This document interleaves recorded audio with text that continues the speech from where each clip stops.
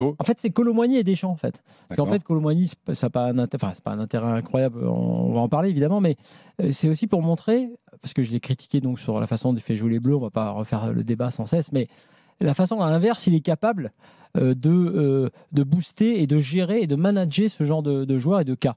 Parce que Kolo Muani a fait sans doute son meilleur match de la saison, de cette saison, si.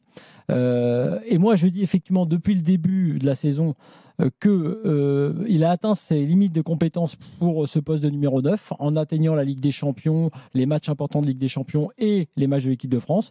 Et je pense que ce genre de joueur, dans ce cas-là, se décale sur le côté, comme il l'a été d'ailleurs contre l'Argentine.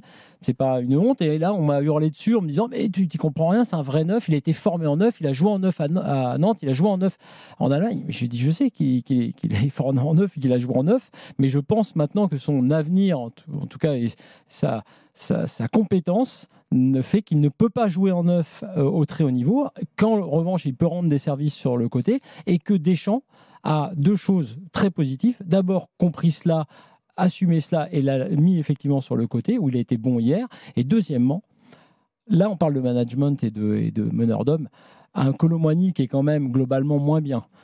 Qui se fait tailler, parce qu'il faut reconnaître que si ces passages-là, pour des joueurs comme ça, c'est très très compliqué. Il se fait tailler de partout, on sait ce que sont les réseaux sociaux, on voit bien que dans son attitude, il encaisse. Deschamps lui a choisi, dans cette logique de groupe qu'il aime constituer, de le soutenir, plus que ça. Il l'a tellement soutenu que le mec, il a voulu lui rendre ce que Deschamps a dit là dans la semaine à la presse. Ça, c'est du Deschamps. Ça, c'est du grand Deschamps. C'est-à-dire que quand on parlait de la charnière centrale, Daniel avait raison l'autre jour aussi en disant « Mais tu verras que la charnière qu'il aura choisie, il va te les remonter comme des pendules et que tu vas avoir deux molosses qui vont bouffer tout le monde à l'Euro. » C'est du Deschamps. Et ce qu'il a fait Kolo Muani, et je le dis sans ironie, c'est très bon. C'est que je pense qu'il l'a mis Kolo Muani au bon poste pour Kolo Muani. Il l'a remonté psychologiquement, il l'a défendu devant la presse. Voilà, il est dans sa logique de groupe à la Jacquet, va se constituer son groupe, peut-être avec Kolo Muani, sans doute avec Kolo Muani, même si toi, quand tu es devant ton écran et tu regardes au PSG, tu dis il va pas prendre Kolo Muani, mauvais comme il est. Ah oui, il est pas bon parce que je pense qu'effectivement c'est pas un neuf. Mais c'est un débat qui scinde, hein, parce que je peux te dire qu'il y a des gens qui te disent c'est un neuf ad vitam. C'est sa force à Kolo Muani. C'est pour ça que Deschamps l'aime bien, parce qu'il peut le prendre en neuf, il peut le mettre sur un côté. Il sait qu'il ne sera pas titulaire. Kolo Muani, on a du mal à imaginer. On ne sait jamais ce qui peut se passer en foot, mais on a du mal à imaginer. Non, mais là, t'as vu, il le met pas en neuf. Kolo Muani titulaire, mais il peut rentrer en neuf. Oui, il pourrait. Il peut rentrer à la place de Dembélé ou Coman s'il revient.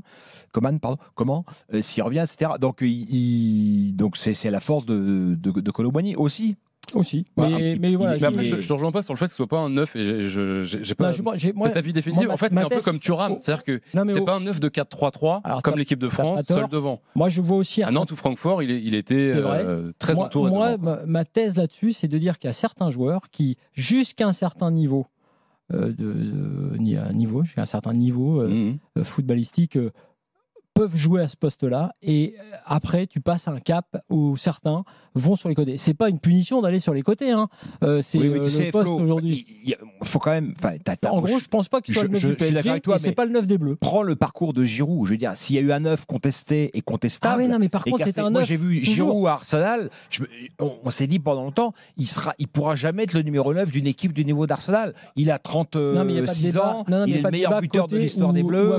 Parce que Kolo Muani, il a un truc quand même que peu d'attaquants français ont, c'est le jeu aérien.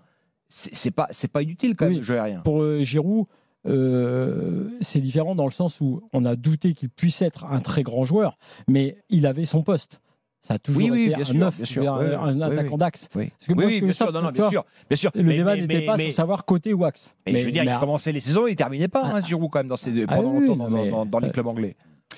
Randall Kolo Muani qui sera probablement. C'est intéressant de voir aussi, et j'aime beaucoup ça, moi, sur l'aspect psychologique. C'est-à-dire que ce joueur, en gros, il vit un enfer depuis le début. En gros, tout le monde dit, et tous les gens qui le suivent peu d'ailleurs se disent non mais c'est quoi, on n'a pas le 9 du PSG, c'est Ramos qui est passé devant lui, d'ailleurs même dans la hiérarchie des 9 du PSG aujourd'hui.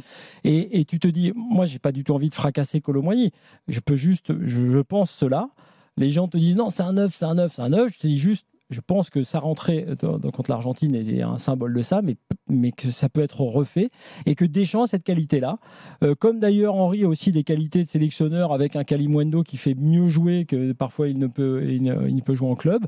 C'est aussi parfois cette vision que tu as avec un peu de recul, puisque tu as un peu plus de temps, entre guillemets, de te dire, tiens, moi, Kolo Muani, non seulement je ne vais pas le sacrifier, mais en plus je vais faire une déclat, je vais aller le soutenir dans la presse dans la semaine. Le match qu'il a fait, moi, j'avoue que j'ai été très, très surpris. Et ça faisait longtemps que je n'avais pas vu faire ces différences-là. Et bon,